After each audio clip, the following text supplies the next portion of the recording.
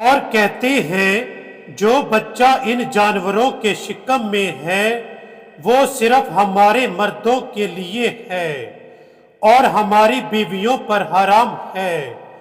اور اگر وہ بچہ مرا ہوا ہو تو وہ سب اس میں شریک ہیں۔ اللہ ان کے اس بیان پر انہیں عنقریب سزا دے گا، یقیناً وہ بڑا حکمت والا دانا ہے۔ ناظرین، زمانے جاہلیت میں جب ایک جانور کا بچہ پیدا ہوتا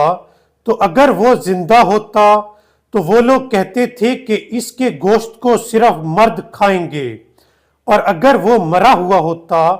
تو کہتے کہ اس کا گوشت مرد اور عورتیں دونوں کھا سکتے ہیں۔ تو اللہ نے فرمایا ہے کہ ان لوگوں نے خود ساختہ شریعت جو بنا لی ہے اس کے بدلے میں انہیں سخت سزا دوں گا، اس لیے ہمیں چاہیے کہ خود ساختہ شریعت نہ بنایا کریں، اور جو لوگ خود ساختہ شریعت بناتے ہیں انہیں چاہیے کہ اللہ کے عذاب سے ڈرا کریں۔